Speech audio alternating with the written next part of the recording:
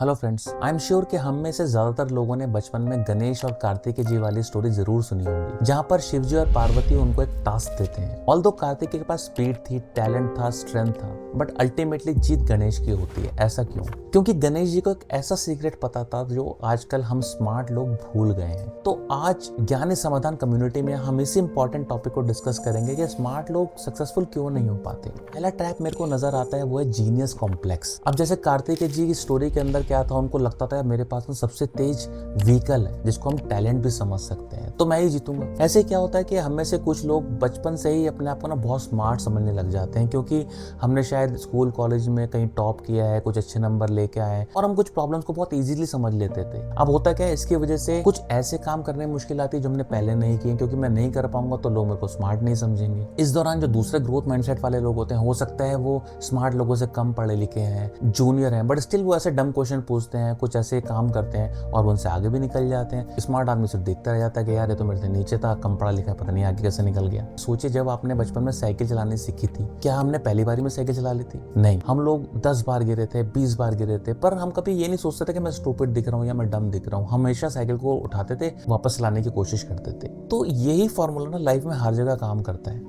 आपको अगर कुछ काम नहीं आता है, आपको कुछ नया काम सीखना है, तो आप इससे मत घबराएं कि मेरा क्वेश्चन डम लगेगा या मैं ऐसे छोटा काम कैसे करूंगा या लोग मुझे कम स्मार्ट समझेंगे। इसका कोई मतलब नहीं है। स्मार्ट बनने का सबसे आसान तरीका है अपने फेलियर रेट को बढ़ाना। जितना ज्यादा हम फेल होंगे उतना ज्यादा लाइफ में चीजों को सीखेंगे। तो इसलिए इस जीनियस कॉम्प्लेक्स से बाहर निकलिए, देखिए दुनिया में और क्या क्या हो रहा है और नई नई चीजें सीखने की कोशिश कीजिए। दूसरा जो बहुत बड़ा प्रिजन है स्मार्ट लोगों के लिए, वो है परफेक्शनिज्म का पिंजरा। जैसे कार्तिकेय जी स्टोरी में दिखाया है कि वो इतने स्मार्ट थे, उनके पास स्ट्रेंथ थी, टैलेंट था, पैशन था, स्पीड थी, सब कुछ था, उन्होंने बहुत सारी चीजों को एक साथ सोचा और सबसे बेस्ट डिसीजन लिया, तब भी अल्टीमेटली गणेश जी से जीत गए। स्मार्ट आदमी क्या होता है, वो ना हमेशा प्लान ही बनाता रहता है, क्योंकि उसे ये लगता है कि यार जो भी मैं काम करूँ ना परफेक्ट होना चाहिए, फ्लॉलेस होना चाहिए, क्योंकि अगर काम में कुछ कमी निकलेगी तो मैं स्मार्ट नजर नहीं आऊंगा, लोग कहेंगे यार इसने तो बड़ा बेकार था काम किया। इसलिए वो उन चीजों को सोचता रहेगा मल्टीपल डायमेंशन से, मल्टीपल तरीकों से, और कोशिश करेगा यार मुझे ना बिल्कुल फर्स्ट टाइम में एकदम परफेक्ट चीज लेके आनी है जिससे कि मैं दुनिया को इंप्रेस कर पाऊं। यही एक टेंडेंसी है स्मार्ट लोगों की, जो सो कॉल्ड स्मार्ट समझते हैं अपने आप को, उनको आगे बढ़ने नहीं देता।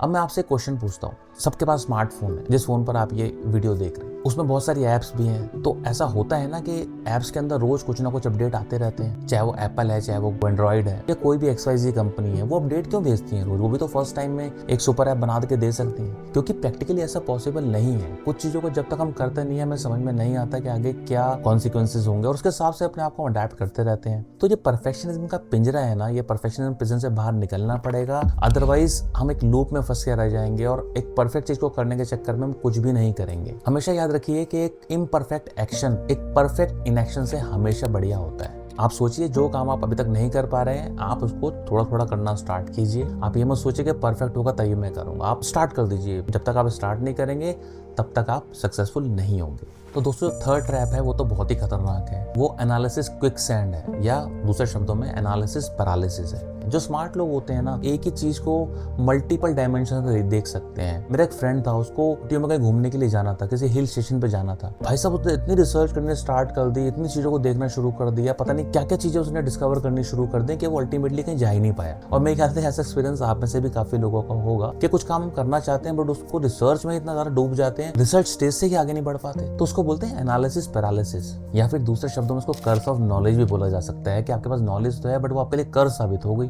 क्योंकि उस नॉलेज की वजह से आप कुछ कर नहीं पा रहे हो। इससे बाहर निकलने के लिए मैं आपको बोलता हूँ, आप एक 30 डेज चैलेंज लीजिए। फॉर एग्जाम्पल, आप कुछ करना चाहते हैं, फॉर एग्जाम्पल लेट्स से आप एक बुक लिखना चाहते हैं, बट आपको लग रहा है नहीं यार मैं पहले बहुत सारी रिसर्च कर लूँ, बहुत सारी वेबसाइट देख लूँ, बहुत कुछ कर लूँ, उसके बाद मैं लिखूंगा। ऐसा कभी भी नहीं हो सकता। आप आज से स्टार्ट कीजिए, 30 डेज चैलेंज लीजिए। आप बोलिए मैं रोज चाहे 10 लाइनें लिखूंगा, चाहे मैं रोज 1 पेज लिखूंगा, बट मैं लिखूंगा जरूर। तो आपको खुद ये रियलाइज होगा कि जब आप लिखना शुरू करेंगे, तब आप जैसे जैसे आगे बढ़ेंगे वैसे वैसे नए नए आइडियाज भी आपके पास आते रहेंगे। आप आज बैठ के अगले 1 साल के आइडियाज आपके दिमाग में कभी भी नहीं आ सकते। तो अल्टीमेटली मैं यही बोलूंगा कि हमें पूरी लाइफ बताया जाता है, जो इंटेलिजेंस है ना वही तुम्हारी सफलता का राज है। बट मेरा पर्सनल मानना यह है कि स्मार्टनेस को और अपनी पर्सनैलिटी को मिक्स नहीं करना चाहिए। हो सकता है एक चीज में बहुत स्मार्ट हो, दुनिया में इतनी चीजें हैं, इतना कुछ करने के लिए कि हम हर जगह स्मार्ट नहीं हो सकते। आप जहाँ पे स्मार्ट नहीं हो वहाँ पे डम बन के रहने में भी कोई प्रॉब्लम नहीं है, क्योंकि अगर हम ऐसा नहीं करेंगे तो हम लाइफ में आगे नहीं बढ़ पाएंगे। तो दोस्तों, इस कंटेंट के बारे में अपने थॉट शेयर कीजिए, कमेंट करके हमें बताइए कि आपको कंटेंट कैसा लगा। And I I again request कि आपने अगर अभी तक हमारा चैनल सब्सक्राइब नहीं किया है तो चैनल सब्सक्राइब जरूर करें और इस वीडियो को अपने दोस्तों के साथ जरूर शेयर करें। आपने हमें अपना समय दिया उसके लिए थैंक यू। मिलते हैं अगले इसी तरह के एक इंटरेस्टिंग कंटेंट के साथ।